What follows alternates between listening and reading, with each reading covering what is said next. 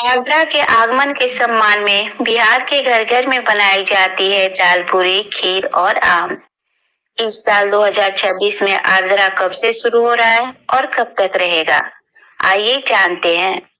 राधे राधे दोस्तों, बिहार में मानसून के आते ही एक खास परंपरा शुरू होती है, जिसमें विशेष भोजन बनाकर भगवान इंद्रदेव को भोग लगाया जाता है ताकि वे बारिश करते रहे। जी हाँ दोस्तों, आद्रा नक्षत्र का इंतजार हर बिहारी बड़ा ही बेसब्री से करते हैं।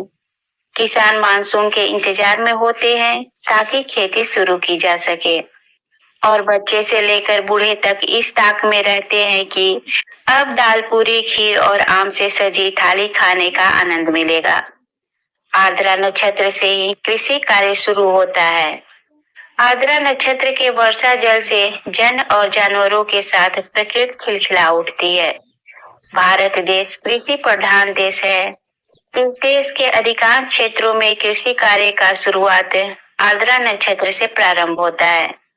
इस नक्षत्र के पूर्व मृगडा नक्षत्र तो मृगडा से पूर्व रोहन नक्षत्र रहता है।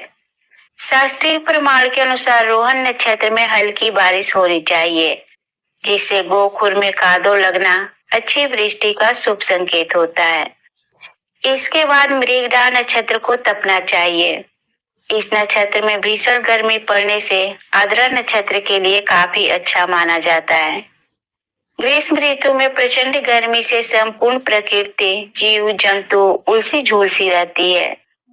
आद्रा नक्षत्र चढ़ते ही जब मूसलाधार वृष्टि होती है तो पूरी प्रकृति का ताप मिट जाता है। चहुदिशी हरियाली छा जाती है।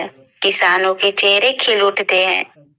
इसी खुशी के उपलक्ष्य में भारत देश में खीर, दाल पूरी, आम, जामुन आदि विविध प्रकार के व्यंजनों के साथ इस नक्षत्र का स्वागत करने की परंपरा सदियों से चली आ रही है। खेती किसानी की शुरुआत का यह समय उत्सव के रूप में मनाया जाता है।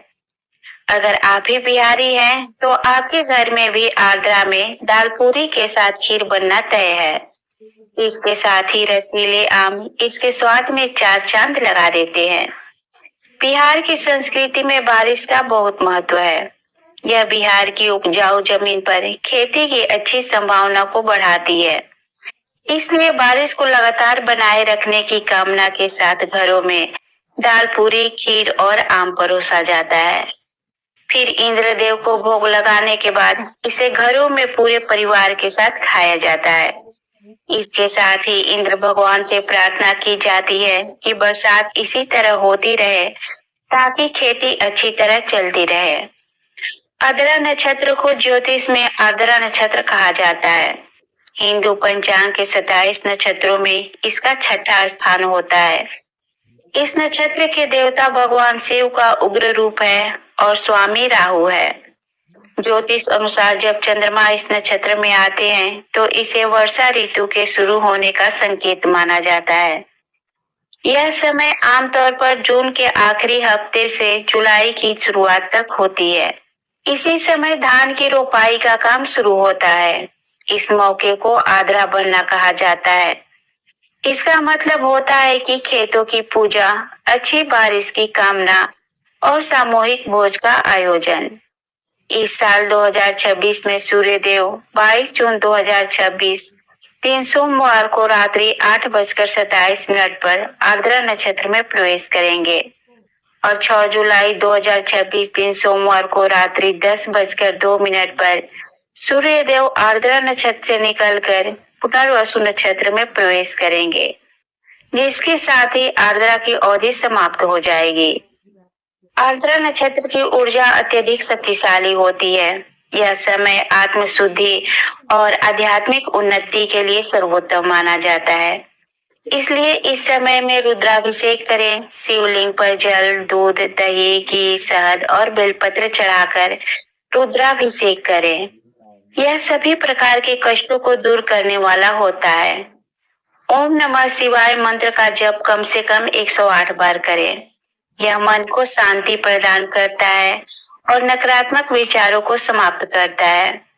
इस समय मानसिक शांति तेजी से प्राप्त होता है, इसलिए ध्यान और प्राणायाम करें। गहरी सांस लेने के व्यायाम करें, ध्यान लगाएं और यदि संभव हो तो इस दौरान सात्विक भोजन ग्रहण करें। यह शरीर और मन दोनों को शुद्ध करता है। यह नक्षत्र तीव्र प्रकृति का होता है, इसलिए इस समय क्रोध पर नियंत्रण रखें। इस समय गुस्सा करने से स्थिति और बिगड़ सकती है। यदि आवश्यक न हो तो इस समय कोई बड़ा वित्तीय निवेश, जॉब चेंज या संपत्ति का लेन देन करने से बचें। झगड़े और विवाद से बचें। यह समय आंतरिक शांति के लिए है, बाहरी संघर्ष के लिए नहीं। इस दौरान उधार लेने या देने से बचना चाहिए। उम्मीद है आपको जानकारी पसंद आई होगी। जानकारी अच्छी लगी हो तो वीडियो को लाइक, शेयर